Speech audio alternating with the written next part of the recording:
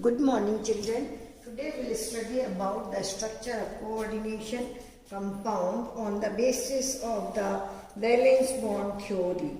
It is the simplest of the three theories and was developed mainly by Pauling. It describes the bonding in terms of hybridized orbital of the central metal atom or ion. The theory mainly deals with the geometry and magnetic properties of the complexes. Some features of this theory are the number one, the central metal loses a requisite number of electrons to form the ion, that is in a particular oxidation state. The number of electrons lost in the valency of the resulting cation. In some cases, the metal ion does not lose and then it forms coordination compound in zero oxidation state. Second point, the central metal ion or atom makes available a number of empty s, p and d atomic orbitals equal to its coordination number. These vacant orbitals hybridize together to form hybrid orbitals which are the same in number as the atomic orbitals hybridizing together. They are vacant, equivalent in energy and have definite geometry. Third point, the non-bonding electrons of the metal occupy the inner orbitals. These are grouped in accordance with Hund's rule. However, under the influence of some strong ligands, there may be some rearrangement of electrons in the atomic orbitals, and that is against to the Hund's rule. The d orbitals participating in the process of hybridization may be either n-1d2 or sp3 or nsp3d2. The complexes thus formed are referred to as inner orbital or low spin and outer orbital or high spin complexes respectively. Fourth point, the ligands have at least one sigma orbital containing a lone pair of electrons. Vacant hybrid orbitals of the metal atom or ion overlap with the sigma orbitals containing lone pair of electrons of the ligands to form ligands versus metal bond that we can represent in this way. This is the metal ion, then the ligands will give its lone pair of electrons, so there is the formation of coordinate bond. This bond is called coordinate bond and possesses a considerable amount of polarity. Fifth point, it is possible to predict the magnetic properties of complex if the geometry of the complex ion is known. If the complex contains unpaired electrons, it is paramagnetic in nature, whereas if it does not contain unpaired electron or all paired, the complex is diamagnetic in nature. Complexes having unpaired electron or electrons are colored. The number of unpaired electrons and the geometries of the complex ions having central metal ion with configuration D1 or D9, D1 to D9 are related to each other. Now we will study on the basis of the coordination number of the complex. Now the first we will study with the coordination number 6. This is coordination number 6. Normally in coordination number 6, either the hybridization is D2sp3 or sp3d2, and these are called as inner or low spin complexes, and these are called as the high spin or the outer orbital complexes. Now I am taking one example to represent the hybridization, that is with the chromium. We can take with the chromium hexaamine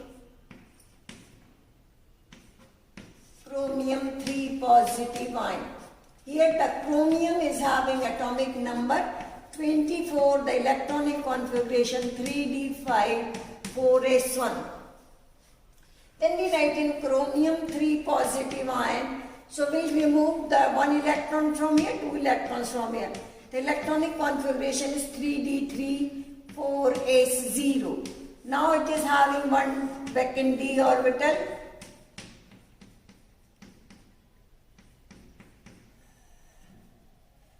Now the 2 orbitals are vacant, and then it is having 4s and 4p orbital. And then there the hybridization mixing of atomic orbital is, this is D2sp3 hybridization, and then the structure of the coordination identity will be the octahedral or square bipyramidal. So this is the structure for this entity. The chromium will be here, and the 6 ammonia molecule will be octahedrally arranged around the chromium. So this will become the structure. The ligands which we are seeing here, they may be a strong ligand or it may be weak ligand. Now we can take the example of iron. The iron is having the atomic number 27. Now iron forms coordination compound either in +2 or in +6 oxidation state. So first we take the example of hexacyanoferrate 3. Cyanoferrate 3 negative. Now because it is having unpaired electrons, so it is paramagnetic in nature. Now we can write it is octahedral, and it shows the hybridization of D2sp3, and then it is paramagnetic in nature. So this is about the hexamine chromium 3 ion. Now this is hexacyanoferrate. Now iron electronic configuration is 3d7 4s2. Then we will write iron in +3 oxidation state. The electronic configuration will be 3d6, and in the 3d6 cyanide is a strong ligand, so there is the pairing of electron will occur. 6 electron means this is 5 and this is 1 6 electron.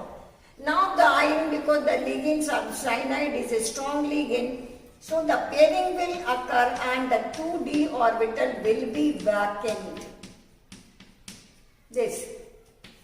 And again the hybridization will be D2sp3. Again the hybridization will be D2sp3. Because the ligand is a strong ligand, so the pairing will occur and the 2d orbital will become vacant, and then there is the mixing of D2sp3. Again the hybridization is D2sp3, and then it will be octahedral. But sometime when the ligands are weak, then pairing will not occur. Then this we can verify on the basis of the magnetic property. This compound, this is the diamagnetic in nature because the electrons are paired. But when the ligands with the same compound, the same oxidation state, iron with the hexachloro, we can write here 3 minus. Then again the iron in +3 oxidation state, but chloride ion is a weak ligand, so it cannot pair up the electron present there. So these are the 6 electron. Now the s orbital, this is p orbital, and then 1 2 3 4. This is 3d, this is 4a, this is 4p, and this is 4d. Now it cannot utilize this 3d orbital, so it will use 2d orbital from here, and this hybridization will be sp3d2. sp3d2 hybridization, and again the structure will be tetrahedral.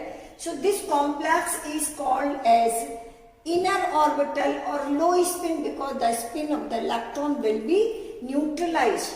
But here when the no pairing will occur, then the number of unpaired electrons Now this species having the more number of unpaired electrons, so it is called as high spin complex. Now we take the another example in which iron is present in +2 oxidation state with the same cyanide. Clear? So here we write the 3d6 and 4s2 electronic configuration for the iron. Then we will write in +2 oxidation state. This is 3d6 and 4s2. Again the d orbital is having the 6 electron. Cyanide is a strong ligand, so the pairing will occur, and then it will be diamagnetic in nature, and the structure of the molecule will be octahedral. Again the hybrid D2sp3. So this is the electronic configuration. All the electrons are paired, so it is diamagnetic in nature, and the hybridization is D2sp3, and the structure will be octahedral. So I am repeating this is the coordination number 6. With the coordination number 6, the compound will be having 6 ligands in their coordination sphere. So this is one example of the chromium, atomic number 24, and 3d5, 4s1. Then the electronic configuration, this is for the hybridization D2sp3.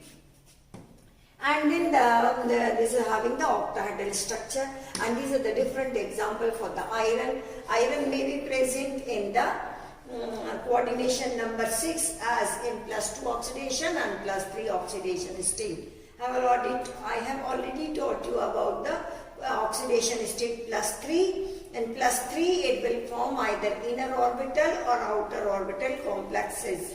In the inner orbital complexes it will use a 3D, and the ligand will be the strong like the cyanide, ammonia. These are the strong ligands. And when the weak ligands like chloro, bromo, iodo are present, then these ligands are weak ligands, and then the pairing will not occur, and that's why it will form outer D complexes. Then iron also form in the coordination in the oxidation state of 2, that you can see here in the oxidation state of 2. Then the compound will be diamagnetic in nature. So we study one more theory, that is called as crystal field theory, and that theory you will study only for the coordination number 6. So we will study the next theory, that is called as crystal field theory. It is called as crystal field theory. So now we will study this crystal field theory. In the crystal field theory, the central metal ion is surrounded by the ligands. There is the difference in the valence bond theory and crystal field theory. You know the d orbitals are degenerate orbital. But in crystal field theory, we consider the central metal ion as a positive, and the ligands are either negatively charged, that means it may be cyanide ion, it may be chloride ion, or they may be polar molecule like ammonia or water. So they are also having positive and negative pole. So in the crystal field theory, we consider the metal ion as a positive charge, and which is surrounded by either the negative ligand or by the neutral molecules which are polar in nature.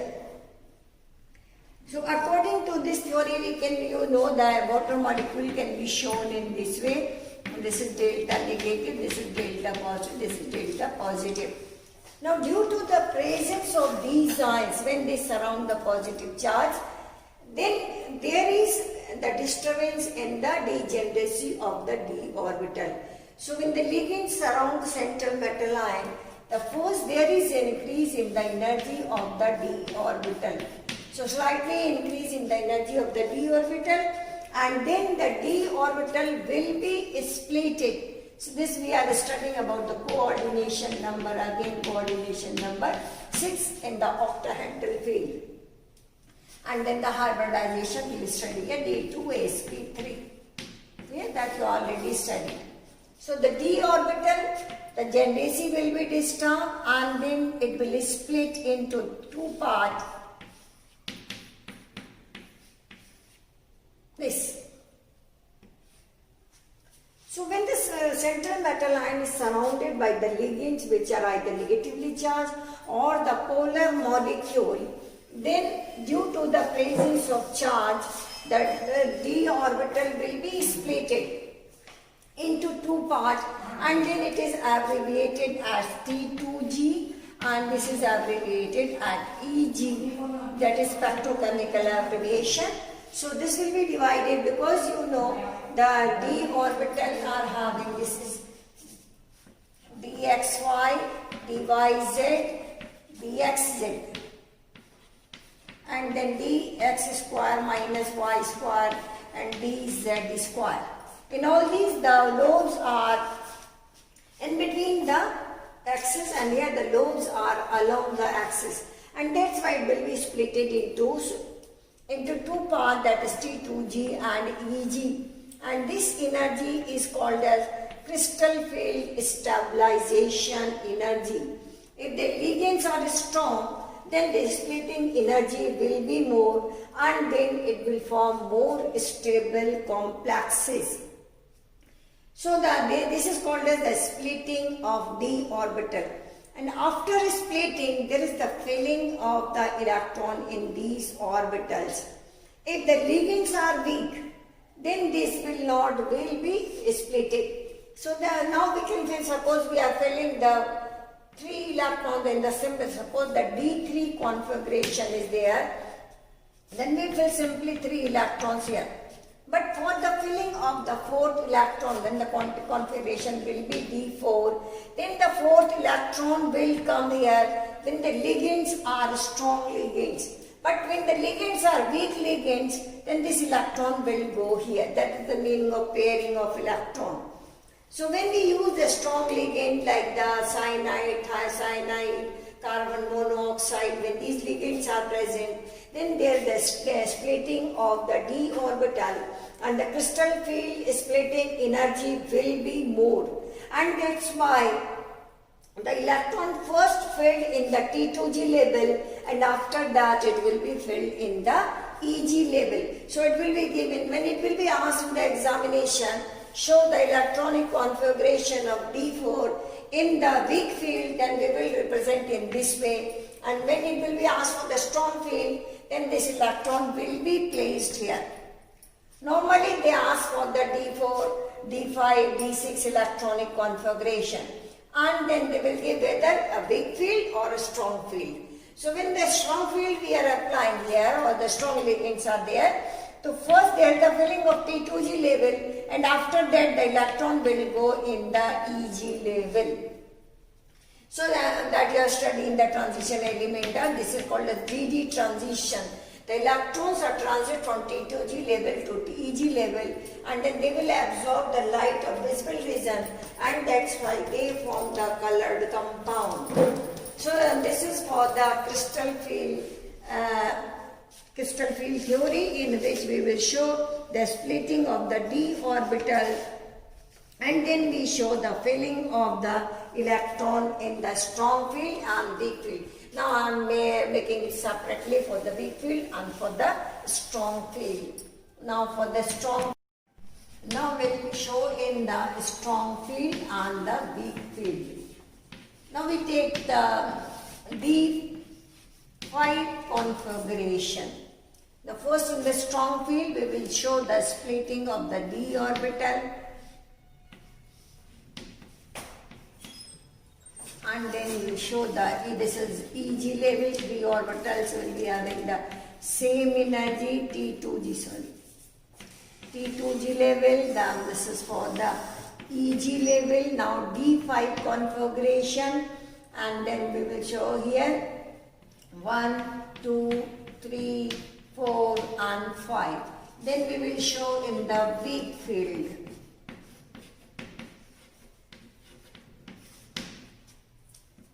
In the weak field we will represent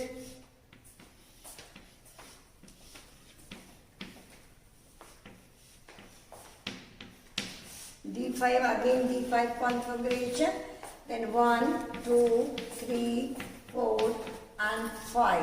So this is the weak field electronic configuration.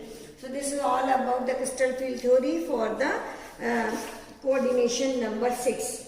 Now in the coordination number 4, or when it is a tetrahedral, this splitting of this energy is represented as delta O. Now there is a concept for the crystal field stabilization energy. If delta O is greater than the in P, P is the energy required for pairing. P is energy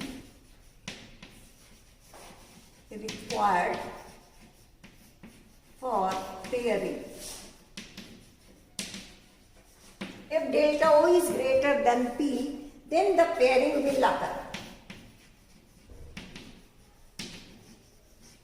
Then there is the pairing of the electron. And when delta O is, this is not 0, this is O for octahedral field. This we are studying as octahedral field, crystal field stabilization energy. Actually, this energy will be decreased. This is the energy of the atomic orbital.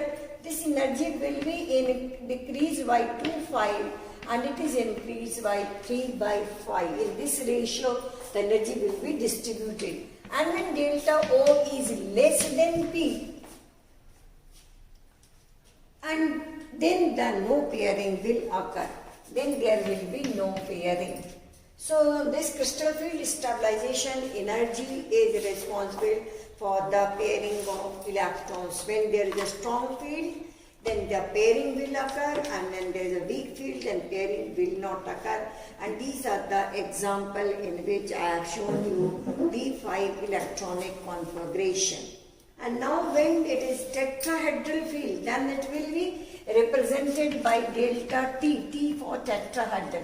But it is not important in the tetrahedral field, but the splitting of the d orbital will be opposite to the octahedral field, and here the splitting will be occur, this is dxy, the T2g will go up and the Eg will come here. And this energy is 4/9 part of octahedral field, and that's why it is not important for the tetrahedral field. In the tetrahedral field, that is delta T is equal to 4/9 part of delta O. That is the crystal field stabilization energy of the octahedral field. Now your chapter is completed, or your first book is completed.